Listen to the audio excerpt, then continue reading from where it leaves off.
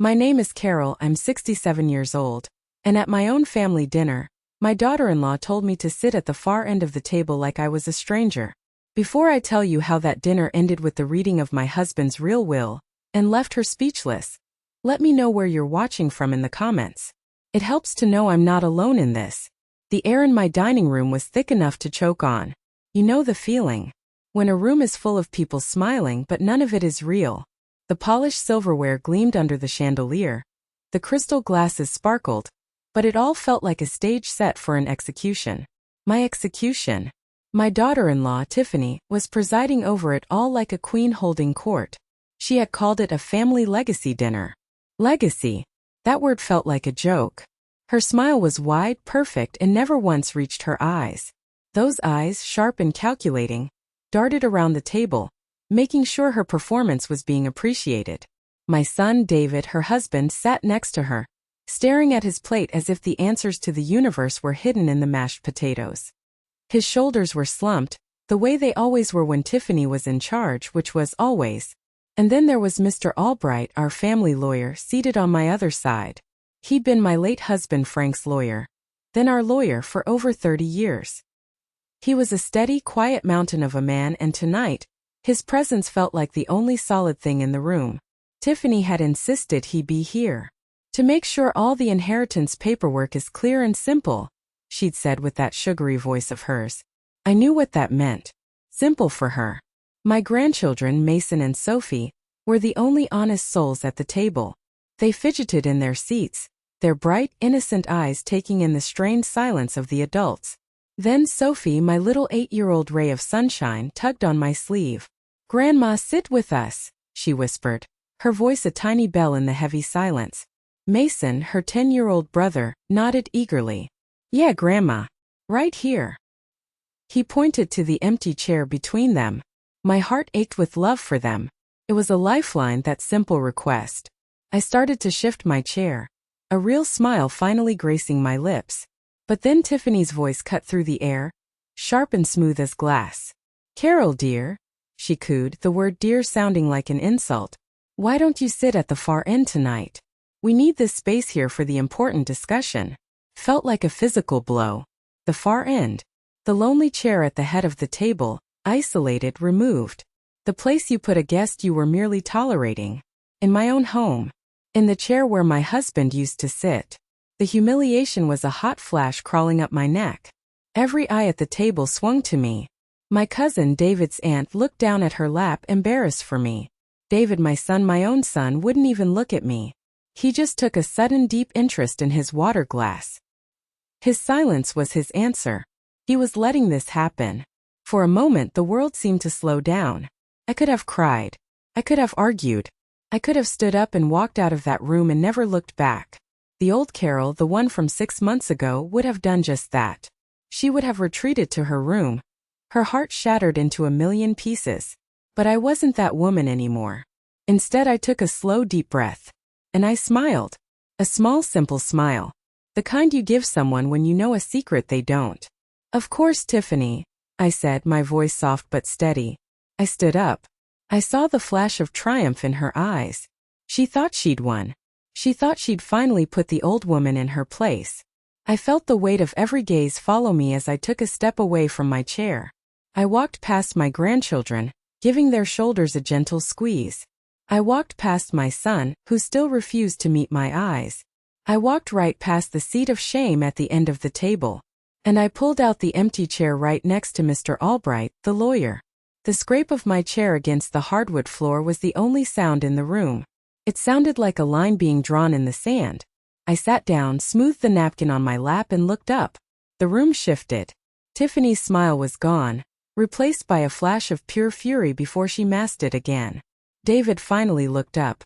His expression a mixture of confusion and shock. Mr. Albright turned his head slightly and gave me a small, almost imperceptible nod. It was all I needed. The small talk that followed was excruciating. It was a thin blanket of civility thrown over a volcano. Tiffany tried to steer the conversation, laughing too loudly at jokes no one else found funny. I just ate my dinner, calm, quiet, and waiting. Finally, after the plates were cleared, Tiffany clapped her hands together lightly, a gesture of pure theater. "Well," she announced brightly, "now that we're all fed and comfortable, I think it's time we get to the important part. The reason we're all here." Her eyes glittered with a cold triumph. She looked at me, her smile dripping with false sympathy. "Carol, this is just a formality, really," she said, her voice condescending. "To make things simpler for everyone moving forward. You won't have to worry about a thing." I met her gaze across the table, my heart beating a slow, steady drum against my ribs. "Let's begin," I thought. Mr. Albright seemed to hear me. He placed his leather briefcase on the table, and the two sharp clicks of the latches opening echoed in the dead silence of the room. He didn't look at me. He didn't look at my son. He pulled out a thick, heavy folder, placed it on the polished wood with a soft but final thud, and looked directly at Tiffany. To understand the chill in that room, you have to understand the warmth that came before it. This house, this very dining room, wasn't always a courtroom. For 42 years it was a home, a living, breathing thing. It was the place my husband, Frank, would come in from the garage, smelling of sawdust and coffee, and wrap his big, strong arms around me while I was cooking, resting his chin on my shoulder and asking what was for dinner as if it were the most important question in the world. It was where we laid out the blueprints for our life on this very table, dreaming of the deck we would one day build, the garden we would plant. I remember one evening David was just a teenager, and he brought home a terrible report card. He was sullen and Frank was stern, and the silence was awful. Later that night I found Frank right here at this table just staring at the grades. He looked up at me and said, "Are we doing this right, Carol?" And we talked for hours, not as angry parents, but as two scared people trying to raise a good man. This room wasn't just wood and plaster. It was a witness to our entire life. After Frank's funeral, the silence was the hardest part. It was a physical presence, a weight in the air. The house felt like a giant empty shell. So when David and Tiffany suggested I stay here with them, instead of downsizing to a condo, a part of me, a lonely, grieving part, was deeply relieved. I wouldn't have to leave the home Frank and I built. I could be close to my grandchildren. I truly thought we could be a family, a new version of it, stitched back together after our terrible loss. Lord knows I tried so hard. I cooked the pot roast Frank used to love, telling the kids stories about how their grandpa would always try to sneak a piece before it was done. I helped Mason build a volcano for his science fair project that actually erupted. I spent hours teaching Sophie how to braid her hair. My fingers sometimes stiff with arthritis, but my heart full. I tried to be useful, to contribute, not to be a burden. First, things were tolerable. Tiffany was polite, in that brittle, careful way of hers, like someone handling antique china they don't particularly like. But slowly the foundation began to crack. It started with little things, tiny erosions of my place in my own home.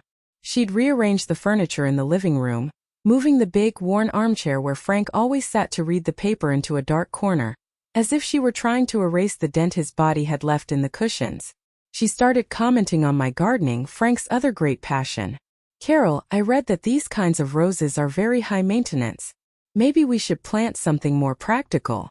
Practical. She wanted to replace our history with something practical. Then it was the laundry. I'd spent my life making sure my family had clean, perfectly folded clothes. One afternoon, I found her refolding a basket of towels I'd just done, sighing dramatically. "It's just that if you fold them in thirds, they fit on the shelf so much better," she'd said, not looking at me. Each action was a tiny paper cut. Small, insignificant on its own, but 1,000 of them can make you bleed to death. The moment I realized it wasn't sensitivity, that it was a deliberate, calculated cruelty, was over something so small yet so precious. It was a wooden music box Frank had given me on our first wedding anniversary. It was made of dark cherry wood, a little scratched and worn at the corners. When you opened it, a tiny, slightly clumsy ballerina would twirl to the tune of "Our Love Is Here to Stay." It was old, the music was a little tinny, but it was my most treasured possession. I kept it on the mantelpiece, a place of honor. One afternoon, I came downstairs to a sickening sight. The music box was on the floor in a dozen pieces. Splintered wood and twisted metal lay scattered on the rug like a crime scene. The little ballerina was decapitated, her tiny, smiling porcelain head lying a few inches from her broken body. A gasp escaped my lips so sharp it hurt my own ears. The room was utterly silent. dust motes dancing in the afternoon sunbeam that highlighted the destruction. Tiffany walked in from the kitchen, wiping her hands on a dish towel, a picture of domestic innocence. She glanced at the wreckage, then at my horrified face, and her expression didn't even flicker. "Oh, that old thing," she said, her voice breathtakingly casual, almost bored. "I was just dusting and it slipped. Clumsy me." She gave a little insincere laugh that didn't reach her eyes. "Honestly, it was just creating clutter anyway." Clutter. My first anniversary gift. 42 years of memories. A symbol of my entire marriage. Clutter. I couldn't speak. I just stared at the broken pieces, my vision blurring. I knelt down, my old knees protesting with a sharp crack, and began to pick up the shards. My hands were trembling so badly, I could barely hold onto the splintered wood. "Honestly, Carol, don't trouble yourself. I'll get the dustpan," she said, her voice crisp and dismissive. She had already turned away, the matter concluded. That evening my heart ached with a pain I hadn't felt since Frank died. I gathered the pieces in a small velvet box and showed them to David when he got home from work. I tried to explain, my voice cracking, what it meant to me. He looked at the box, then at his wife, who was standing in the doorway with her arms crossed, a look of pure martyrdom on her face. "It was an accident, Mom," David said, his voice flat and tired. He wouldn't look me in the eye. Tiffany said she was sorry. Just let it go. It was just a thing. A thing. She hadn't even said she was sorry. She'd called it clutter. And my son, my own flesh and blood, was telling me to let it go. That was the moment I truly understood. This wasn't a series of careless accidents or misunderstandings. This was a campaign. Tiffany breaking the music box was a deliberate act of psychological warfare. It was her saying, "His memory doesn't matter here anymore. Your past is clutter. I am the woman of this house now."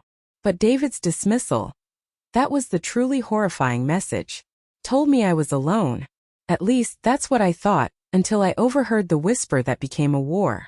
The weeks following the music box incident were the coldest I'd ever known, even colder than the Ohio winters Frank and I used to complain about. I retreated into myself, and Tiffany seemed to relish the space I'd vacated. She moved through the house with a proprietary air, treating me with a kind of patronizing pity, as if I were a senile old woman mourning a broken toy. She would ask me loudly and slowly if I wanted tea, as if I'd suddenly gone deaf. David, for his part, perfected the art of avoidance. He buried himself in his work at the accounting firm, coming home late and leaving early, his briefcase a shield against any potential confrontation. The house was no longer a home. It was a battlefield of unspoken tensions, a cold war fought in the hallways and over the dinner table, and I was losing badly. The final, shattering blow came on a quiet Tuesday afternoon. The air was warm, smelling of freshly cut grass. I was in the upstairs hallway, sorting through a basket of clean towels, enjoying the simple, familiar task. The door to the master bedroom was ajar, and I heard Tiffany's voice. She was on the phone, speaking in a low, conspiratorial tone, but it was edged with an excitement she couldn't contain, a predator's thrill. "No, he's almost there, Lisa. I'm telling you, David just needs one more push," she said, and I froze, my hand clutching a soft blue towel so tightly my knuckles turned white. "The market is insane right now. This house, this location, it's worth a fortune. We could sell it, pay off all our student loans, the car, everything, and have more than enough seed money to finally open my boutique. A high-end one in the short north. I am so tired of him slaving away for a mediocre salary when our biggest asset is just sitting here, collecting dust and memories." My blood ran cold. My breath caught in my throat. Sell my house? Frank's in my house? What about his mother? I heard the tinny voice of her friend Lisa on the other end. Tiffany laughed, a sharp, ugly sound completely devoid of humor. "Please. We'll find her a nice retirement community. One of those places with a garden club and organized activities. She'll be with people her own age. It's for the best, really. Once the house is in our names, it's a done deal. David's getting that promotion soon, which will look great on the loan application for the boutique. Carol is old, Lisa. She won't even know what's happening until the moving truck pulls up. It's the kindest way, really. Less fuss. The kindest way." The sheer, breathtaking arrogance of it stole the air from my lungs. I felt the wall against my back, suddenly grateful for its solid support. My legs felt weak, watery. This wasn't just about disrespect anymore. This was a calculated plot. A hostile takeover of my life, my home, my future. They weren't just pushing me aside. They were planning to discard me like a piece of old furniture, the way she had my music box. That evening, I knew I couldn't be silent. Not anymore. The quiet, grieving widow was gone. I waited until the kids were in bed and found David in the living room, the blue light of his phone illuminating his tired face. My heart was pounding like a drum, but my voice when it came was surprisingly calm. "David, we need to talk," I said. He looked up, his face a mask of annoyance at the interruption. "Mom, I'm tired. It's been a long day. This is important. It's about this house." He sighed, putting his phone down. I told him what I had heard. I didn't embellish, I didn't raise my voice. I simply and clearly repeated Tiffany's words, watching his face for any sign of recognition, any sign of defense for me. He looked deeply uncomfortable, shifting on the sofa, refusing to meet my eyes. "Mom, you must have misheard," he started, his voice lacking any real conviction. Tiffany wouldn't. Right on cue, as if summoned, Tiffany appeared in the doorway, a silk robe tied neatly around her waist. Her internal radar for trouble was flawless. "What's going on?" she asked, her eyes narrowing, instantly assessing the scene. David looked from me to her, a man caught in a trap. "Mom thinks. She said she overheard you talking about selling the house." Tiffany's performance was nothing short of masterful. Her face crumpled. Her eyes filled with perfectly formed tears.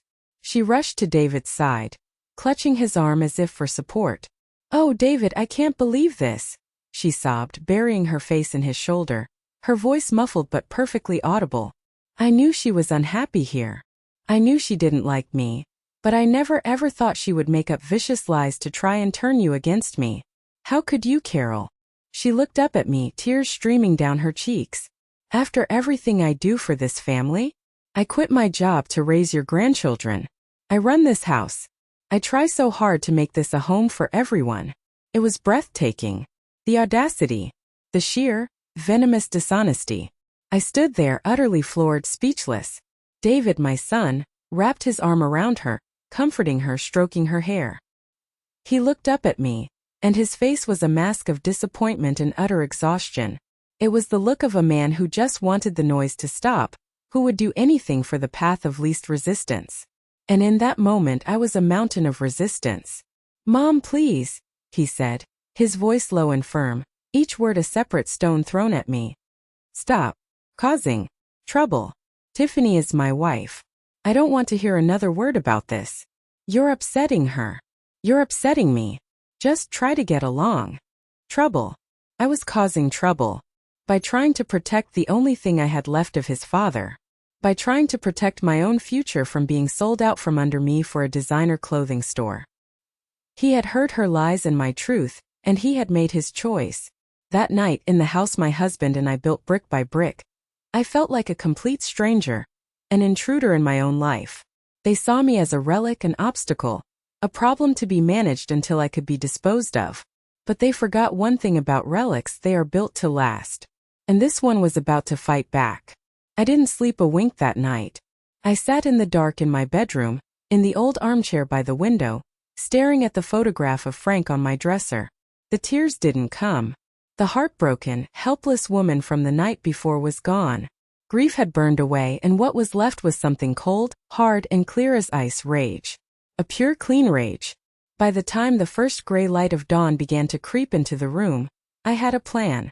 The first thing I did, at precisely 9 o'clock in the morning, was make a phone call. "Mr. Albright's office," a polite voice answered. "This is Carol Miller," I said, my voice as steady as a rock. "I need to schedule an appointment with Mr. Albright as soon as possible. It's a matter of extreme urgency regarding my husband's estate." After I hung up, the appointment secured for the next day, I felt the first sliver of control return to me. Felt good. My next call was to my neighbor Martha Henderson. Martha had been my friend for 30 years. She had sat with me through Frank's long illness, holding my hand at the funeral. She knew what was real. I asked her if I could come over for coffee. "I'll put the pot on right now," she said, no questions asked. Sitting in her sunny yellow kitchen, the familiar smell of her coffee brewing, I told her everything. The music box, the overheard phone call, David's devastating betrayal. I laid it all out, the ugly, painful truth. When I finished, my coffee was cold, and there were furious tears in Martha's eyes. "That venomous little snake," she said, her voice trembling with an anger that was all for me. "And David, oh Carol, I'm so sorry. He's so caught up in her schemes he can't see straight." She reached across the table and squeezed my hand. Her touch was warm and real, a lifeline in my cold sea of isolation. "You cannot let them do this," she said, her voice fierce. "You can't. This isn't just about you anymore. You have to fight. Frank would want you to fight. Fight for those grandbabies, Carol. Fight for their future." She was right. This wasn't just about me and my house anymore. It was about protecting the legacy Frank had worked his entire life to build for his grandchildren. A future Tiffany would gladly sell for a rack of designer dresses and a trendy storefront. I left Martha's house with my spine made of steel. The next day, I walked into Mr. Albright's office. It hadn't changed in 30 years. The same scent of old leather and paper, the same comforting clutter of thick legal books on the shelves. It felt safe, stable, a place where facts mattered more than feelings. Mr. Albright greeted me warmly, but his sharp eyes were full of concern. "Carol, I was glad you called. Come in, sit down. What's on your mind?" I took a deep breath and laid it all out, just as I had for Martha. I didn't cry. I stated the facts calmly and clearly. The plan to sell the house, the manipulation, David's refusal to listen. Mr. Albright listened without interruption, his hands steepled on his large mahogany desk, his expression growing more and more grim. When I was finished, he was silent for a long moment, his gaze distant. Then he smiled. A small, sad but deeply reassuring smile. "Carol," he said, his voice a low, comforting rumble. "Frank was a smart man. He was one of the smartest, most perceptive men I've ever had the honor of representing. And he always said, 'A captain prepares his ship for a storm long before the sky turns dark.' Carol, he prepared for this." My heart, which had felt like a stone in my chest for weeks, skipped a beat. Mr. Albright stood up and walked over to a large, fireproof filing cabinet. He pulled out a thick folder with our name, Miller, printed in bold letters on the tab. He laid it on the desk in front of me with a satisfying thud. "Frank and I updated his will about 5 years ago," he explained, opening the folder. "He had some concerns. He never said it outright, but he saw the way Tiffany was with money, her endless wanting. And he worried about David's tendency to want to keep the peace at any cost." He slid a document across the desk to me. "First, the house. The deed is clear, filed with the county ironclad. It belongs to you and only you for the duration of your natural life. Upon your passing, it is to be sold, with the proceeds divided equally between David, Mason, and Sophie. No one can sell this house out from under you. It is legally impossible." A wave of relief so powerful it almost made me dizzy washed over me. I put my hand over my mouth, but he wasn't finished. "Second," he said, pulling out another document, "the investments. Frank set up an irrevocable trust. Irrevocable means it cannot be changed, dissolved, or contested by anyone, for any reason. The sole purpose of this trust is to fund the college education and future well-being of Mason and Sophie Miller." He tapped a line on the page. "And he named you, Carol, as the sole trustee. You and you alone have control over that college fund. Tiffany and David can't touch it. They can't even petition a court for custody of it." It was more than I could have hoped for. Frank had seen it. He had seen it all coming. He had protected me. He had protected the children. Tears finally welled in my eyes, but these were tears of gratitude. "But there's one more thing," Mr. Albright said, his voice softer. He reached deep into the folder and pulled out a long cream-colored envelope.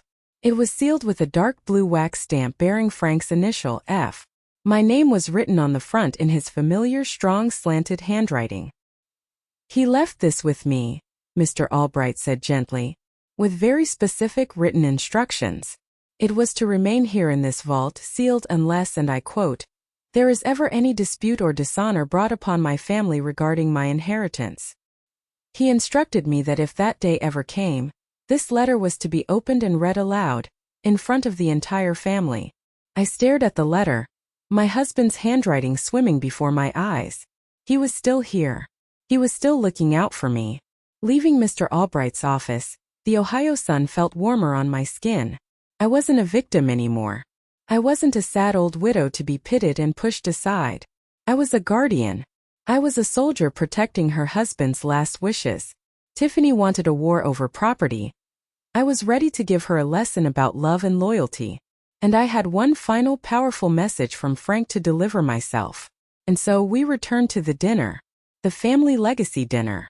As I sat there, a fortress of calm next to Mr. Albright, the chaos in the room seemed to move around me, not through me. All the fear, the hurt, the suffocating anxiety that had been my constant companion for months. It had vanished. In its place was a cold, hard certainty, the kind a general feels before a battle she knows she will win. I knew my part to play. I was no longer an unwilling actor in Tiffany's drama. I was the director, and the final act was about to begin. I watched her across the table, and for the first time I saw her clearly. Not as my son's wife, not as my grandchildren's mother, but as a performer. She was in her element, the gracious hostess, the loving wife, the savvy businesswoman about to close the deal of a lifetime. She regaled a distant cousin with an exaggerated story about a recent vacation to Florida, her laughter echoing a little too loudly in the tense room. Every move was calculated. Every smile was a weapon. She was so confident, so utterly sure of her power over everyone in that room. Especially my son. David, my poor son, looked miserable. He picked at his pot roast, the one I had cooked using Frank's favorite recipe. He was chewing, but I don't think he was tasting anything. His gaze was fixed on his plate, his face pale. I saw the guilt etched in the lines around his mouth, the way he flinched slightly whenever Tiffany's voice rose in false merriment. He knew on some deep-buried level that this was wrong. He knew he was betraying his father's memory, betraying me. But he was weak, a fly caught in the web Tiffany had so expertly woven around him. He had chosen the illusion of a peaceful life over the difficult reality of doing the right thing. I felt a pang of pity for him, but it was quickly replaced by a steely resolve. He had made his bed. Tonight he would have to lie in it. Under the table, away from the prying eyes, I felt a small hand slip into mine. It was Sophie. She looked up at me, her brow furrowed with a child's unfiltered worry. She didn't understand the words, the legal terms, the inheritance, but she understood the feeling in the room. I squeezed her hand gently and gave her a small conspiratorial wink. A tiny smile touched her lips and she squeezed back, a secret alliance forged in the silence. A moment later, I felt a nudge on my other side. It was Mason sliding a warm dinner roll onto my lap from his bread plate. A simple boyish offering of comfort. They were my anchors in this storm. They were the reason I was about to unleash it. They were Frank's legacy, and I would protect them with my last breath. The charade of the meal finally ended. The plates were cleared, the dessert forks laid out. Tiffany clapped her hands together lightly, a theatrical gesture to command attention. The remaining chatter died down instantly. "Well," she announced brightly, her smile sharp enough to cut glass. "Now that we're all fed and comfortable, I think it's time we get to the important part. The reason we're all here." Her eyes, glittering with a cold triumph, swept the table before landing on me. Her expression softened into a mask of pure condescension. It was a look one might give a frail, confused old relative who needed to be handled with gentle firmness. "Carol," she said, her voice syrupy sweet, loud enough for everyone to hear. "This is just a formality, really. To make things simpler for everyone moving forward. It's all about streamlining our assets for maximum growth. David and I have been talking about this for a while. With his upcoming promotion and my new business venture, it just makes sense to consolidate everything under one clear management structure."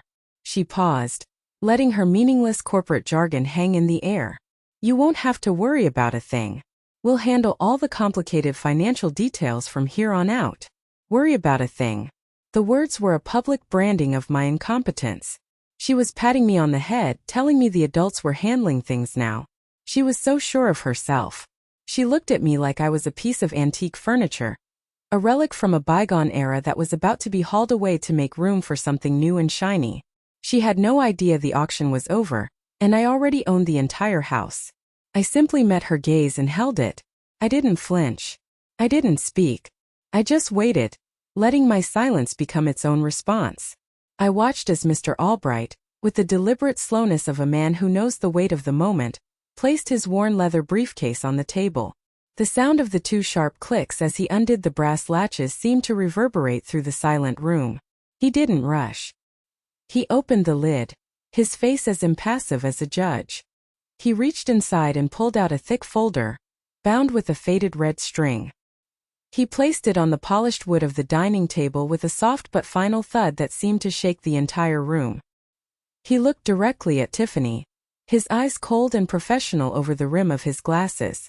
"You wish to discuss the estate of the late Franklin Miller," he said. It wasn't a question. It was a confirmation before sentencing. "Let us begin." Mr. Albright untied the faded red string on the folder with methodical, almost ceremonial care. The rustle of paper was the only sound in the room, loud and jarring in the heavy silence. Tiffany leaned forward slightly, a predator sensing the final moments of a successful hunt. Her fingers were steepled in front of her, a perfect imitation of a powerful executive about to close a deal. She was poised, confident, ready to claim her prize. I could almost see the dollar signs flashing in her eyes. Mr. Albright slid out the first document. It was thick, official-looking, with a blue cover sheet from the Franklin County Recorder's office. He adjusted his glasses on his nose and cleared his throat, a sound that seemed to command even the dust motes to be still. As per the last will and testament of Franklin Miller, executed on June 14, 5 years ago, he began, his voice clear and resonant, a courtroom voice that filled every corner of the silent room. "We will begin with the matter of the primary residence, the property and dwelling located at 123 Oak Street, Columbus, Ohio." He paused, his gaze sweeping the table, letting the weight of his words settle. Tiffany's smile tightened, a flicker of impatience in her eyes. "Yes, the house," she prompted, unable to help herself. "The document states, and I quote," Mr. Albright continued, his eyes fixed on the page, his finger tracing the line as he read, "The ownership of this property, 123 Oak Street, its associated land and all permanent fixtures is vested solely and completely with my beloved wife, Carol Miller, for the duration of her natural life." The words hit the table like a physical force. I watched Tiffany's face. It was a fascinating, terrible thing to see.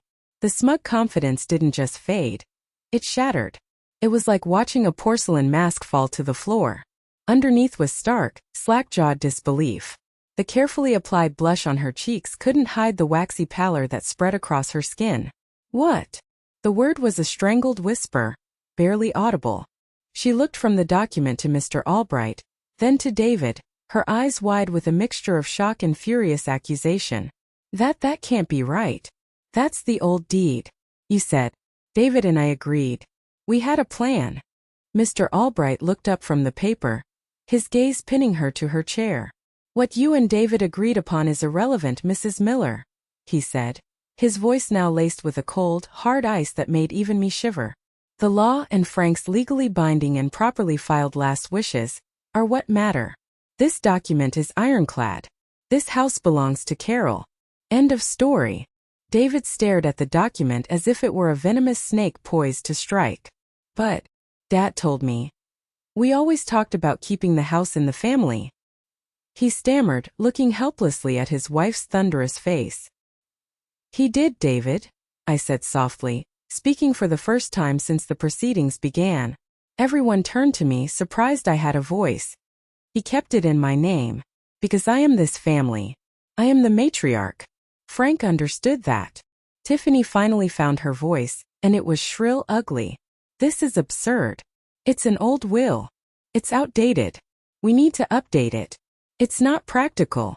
I have a business plan. We have financial goals that depend on the equity in this property. We can't have our primary asset tied up with her.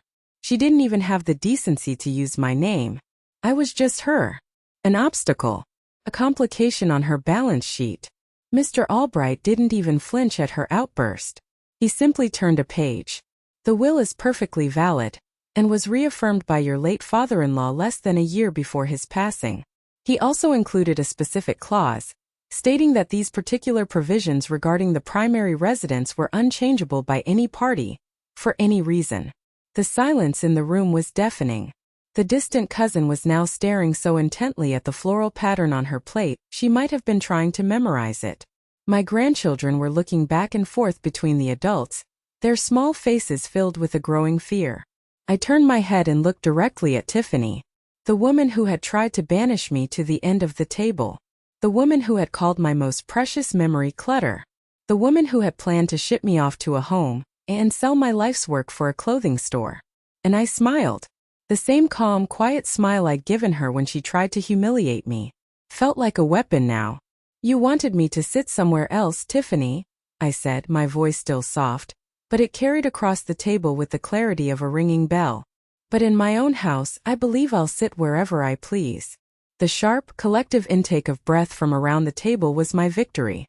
Her face flushed a deep, ugly red. For the first time since I had known her, Tiffany was utterly, completely speechless. Her perfect mask had not just cracked, it had disintegrated. She sat there, her mouth slightly open, her eyes burning with an impotent fury that had nowhere to go. The silence in the room was thick with her humiliation. But this was only the beginning of her nightmare. Mr. Albright was already reaching for the next document.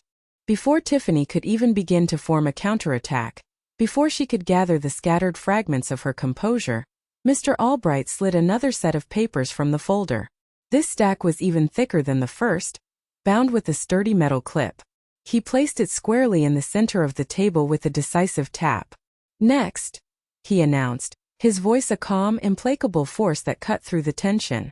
"The matter of the Franklin Miller Irrevocable Trust." The word trust seemed to snap Tiffany out of her stunned paralysis.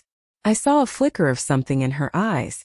It was greed, raw and unmistakable, momentarily overriding her fury. It was the look of a gambler who has lost a big hand, but thinks there's still a chance to win the whole pot. She thought she'd lost the house, but perhaps there was still money to be controlled. The inheritance was more than just property after all. She visibly straightened in her chair, a new cunning light in her eyes. "Furthermore," Mr. Albright read, his voice unwavering, "I, Franklin Miller, do hereby establish this trust for the sole and express purpose of funding the higher education, health and general well-being of my beloved grandchildren, Mason Miller and Sophie Miller." He paused and looked around the table. Mason and Sophie perked up at the sound of their names, not understanding the details but sensing the importance of the moment. Tiffany visibly relaxed. She even managed a small, tight business-like smile. "Good," she said, nodding as if she were a CEO approving a junior's proposal. "That's wonderful. Very sensible. David and I will manage that, of course. It's only right, as their parents and legal guardians. We can invest it wisely to ensure it grows." She was already back in control, reasserting her authority, her mind no doubt already spending the money on her boutique's inventory. Mr. Albright slowly took off his glasses and began to polish them with a pristine white handkerchief. It was a deliberate, theatrical gesture. He looked at Tiffany over the top of them, his expression one of profound, almost paternal disappointment. "Actually, no," he said simply. The two words were like stones dropped into a silent pool, the ripples spreading across the room. Tiffany's manufactured smile froze, then cracked. "I'm sorry? What do you mean?" "No." Mr. Albright put his glasses back on, his focus sharpening on her. "The will explicitly names Carol Miller as the sole trustee of this fund," he stated, tapping the relevant paragraph with a long, steady finger.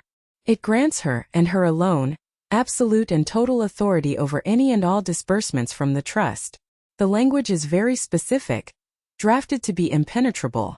He leaned forward slightly. "It says, no other party, including the children's parents, may interfere with, contest, or petition for control of these funds. Her authority is final. That means no one can touch a single penny without her written, notarized consent." If the news about the house had been a punch, this was a knockout blow. The color that had tentatively returned to Tiffany's face vanished again, this time for good. This wasn't just about a house she couldn't sell. This was about a substantial amount of money, the children's future, their college fund, their safety net, that she couldn't control. It was power, raw and financial, and it had been given entirely to me. She lost it. Completely. The carefully constructed facade of the calm, sophisticated businesswoman evaporated in a flash of pure, unadulterated rage. She slammed her palm down on the dining table with all her might. The silverware jumped with a loud clatter, and Sophie let out a little yelp of surprise, shrinking back in her chair. "This is ridiculous!" she shrieked, her voice high and ragged with fury. She shot to her feet, her chair scraping violently against the floor. "This is completely insane. She's an old woman. She doesn't have a head for finance. She probably doesn't even know how to use online banking. She can't be trusted with that kind of responsibility. She'll waste it all on bingo and cats and God knows what else." The insult was so absurd, so nakedly vicious, that a shocked silence fell over the room. To attack me was one thing, but to do it with such ugly ageist stereotypes in front of my own family, my own grandchildren, it was a new low even for her. It was the desperate lashing out of a cornered animal. David finally snapped out of his stupor. "Tiffany, for God's sake, stop it. Sit down," he hissed, grabbing her arm. She shook him off with surprising strength. "No, I won't sit down. This is our children's future. Their custody of these funds, their financial security, should be with us. This is a deliberate slap in the face. Frank did this on purpose to undermine me." "Frank did this," Mr. Albright interjected, his voice like steel cutting through her tirade, "because he knew his wife possessed wisdom, integrity, and an unconditional love for his grandchildren that transcended money. He trusted her. The will is the will." Her insults bounced off me. They felt like nothing more than the buzzing of an angry fly. She could call me old, she could call me incompetent. It didn't matter. The truth was written in black and white on the papers in front of her. As she stood there, panting with fury, her face blotchy and red, a queen dethroned in her own sham court, Mr. Albright reached back into his briefcase one last time. She was about to learn what my husband truly thought of her, in his own words. "There is one final item," Mr. Albright said into the charged, crackling silence. His voice was somber now, carrying a different kind of weight. He reached into the folder and pulled out the cream-colored envelope. My heart hammered against my ribs, a frantic bird beating its wings against a cage. Frank's letter. The final piece of his plan.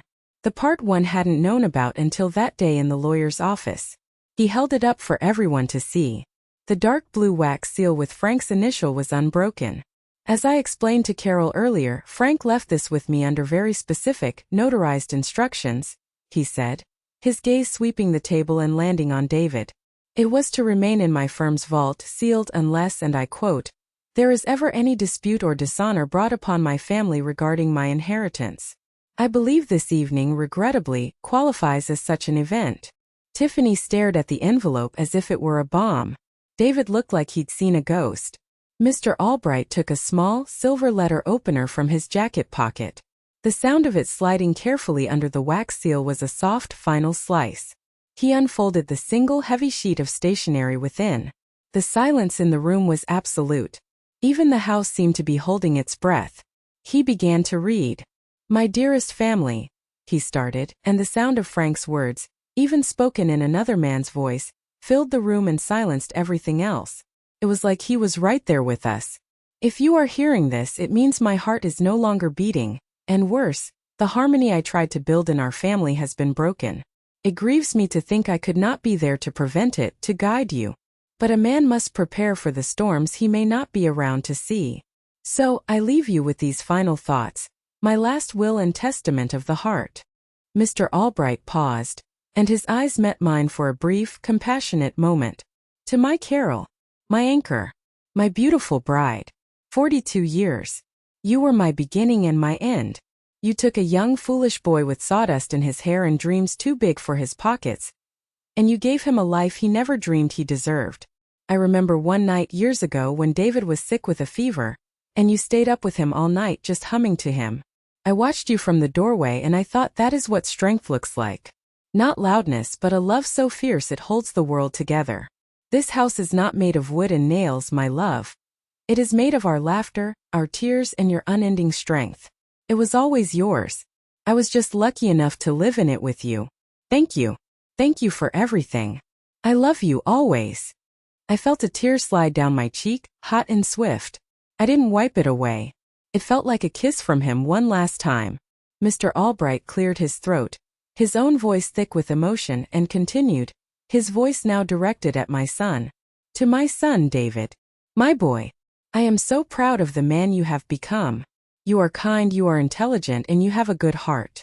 I saw it when you gave up your summer to help me build the deck. And I see it now in the way you look at your children. But I have watched you, and I see your heart is too easily swayed by the ambitions of others, and by a desire for a peace that is not true peace, but merely the absence of conflict. A man's character is not defined by the storms he avoids, David, but by the ones he weathers to protect those he loves. You have a good soul, but you must learn to stand for what is right, not what is easy. Your family, your real family, is depending on it. I glanced at David. He had his head bowed, his hands clasped so tightly on the table his knuckles were bone white. He was completely still, as if his father's words were a physical weight pressing him down, pinning him to his chair. Finally, Mr. Albright's gaze shifted to Tiffany, who stood frozen by her chair, her face a mask of pale, stunned disbelief. And that is why I have made the decisions laid out tonight, he read, his voice strong and final. It is not a judgment, but a protection. I leave everything in your mother's care because her wisdom is timeless, and her love for this family is unconditional. She understands that a legacy is not about the size of your bank account or the prestige of your career. It is about the values you pass down, the memories you cherish, and the love you nurture. She will protect this family's legacy, not for its monetary value, but for the love it was built on. She is the captain of this ship now. Trust her. She will see you all safely to shore. Mr. Albright folded the letter slowly and placed it back on the table.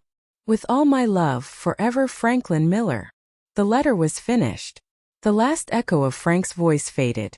The words hung in the air, a final sacred testament from a good and prescient man.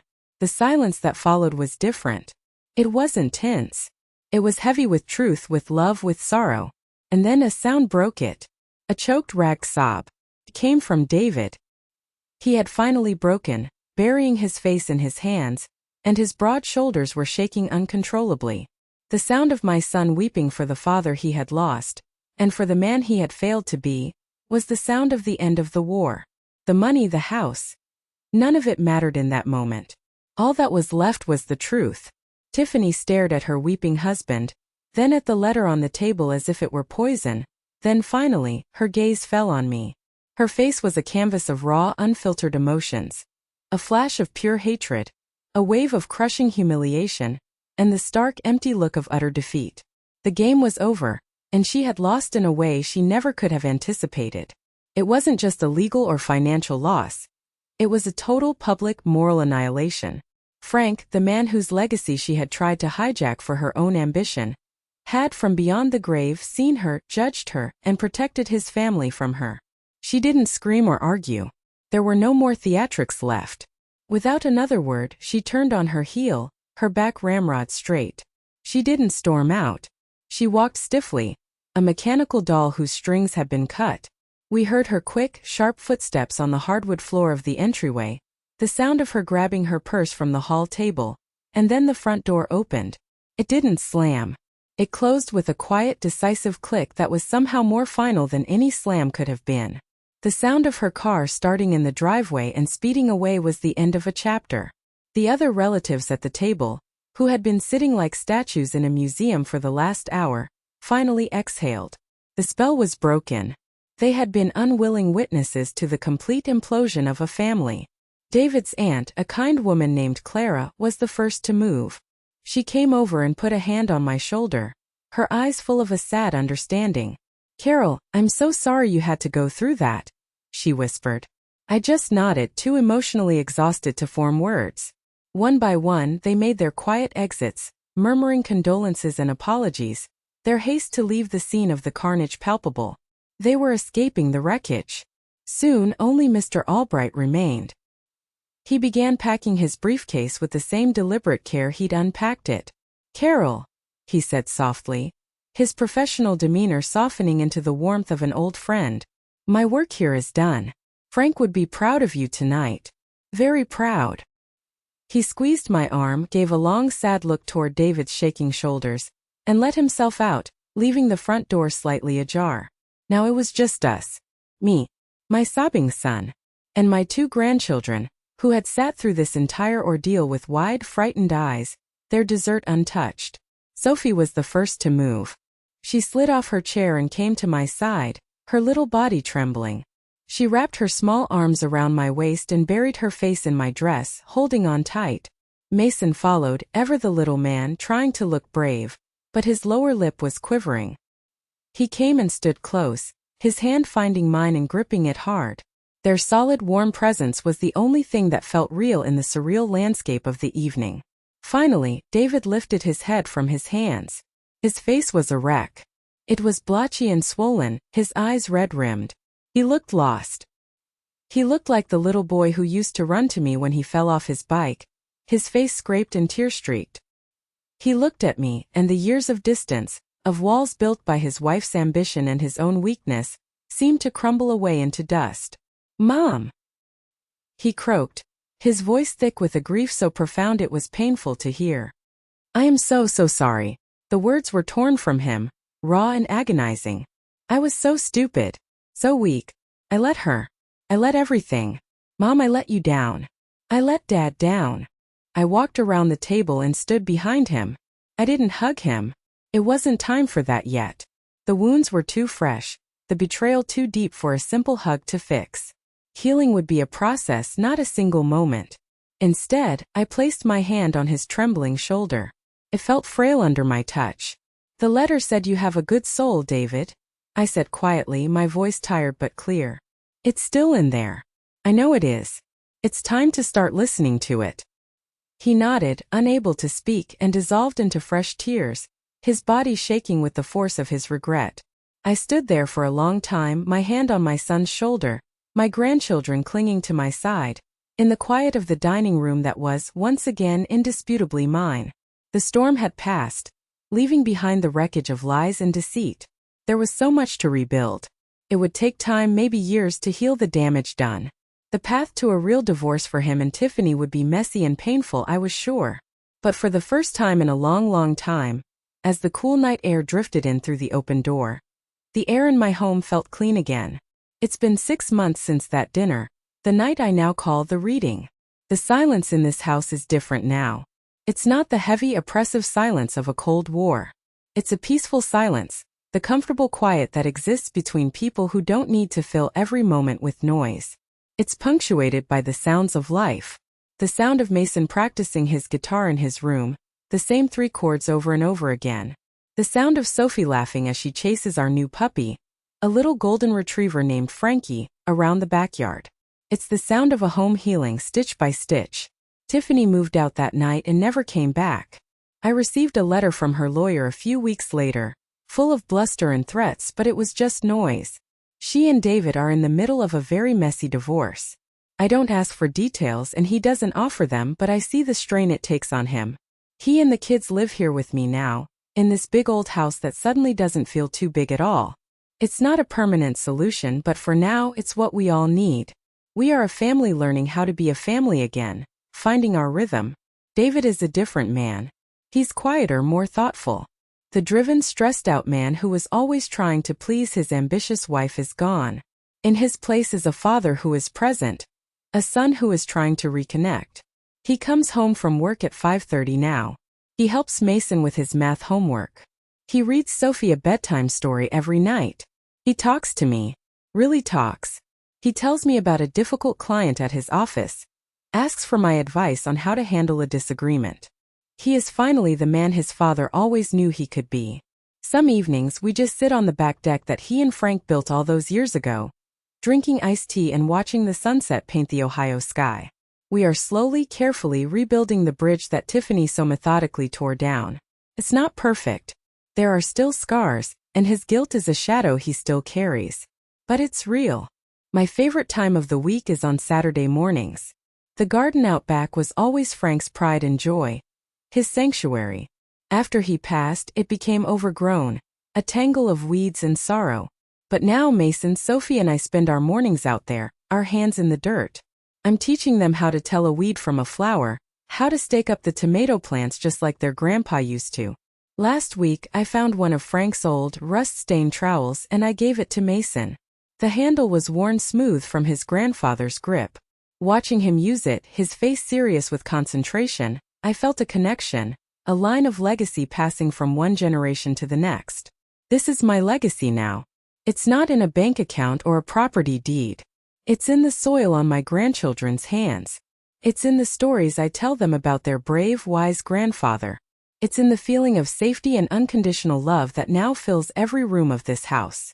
It's in knowing that Mason and Sophie will go to college, that their futures are secure, not because of a number in a trust fund, but because they are being raised on a foundation of truth and respect. That night at the dinner table, they looked at my gray hair and my wrinkled hands and they assumed I was weak. They assumed I was finished, a relic to be put on a shelf. They forgot that these wrinkles are the roadmaps of a life fully lived, filled with boundless love and unbearable loss and 1,000 lessons learned. They forgot that this gray hair is a crown of wisdom, earned through decades of weathering storms they couldn't even imagine. Never let anyone define your worth by your age, or make you feel invisible, because you are no longer the person you once were. Your strength doesn't diminish with time. It simply changes form. It becomes quieter, more patient, more resolute. It becomes the wisdom to wait for the right moment, and the courage to speak the truth when that moment finally arrives. Thank you all so much for listening to my story. It wasn't easy to share, but I felt I had to. If you've ever had a moment in your life where you had to stand up and reclaim your voice when the world tried to silence you, please share your experience in the comments below. Your story could be the light someone else needs to find their own way through the dark. Let's remind each other that we are not invisible. And if my story resonated with you, please consider liking this video and subscribing for more. You are not alone.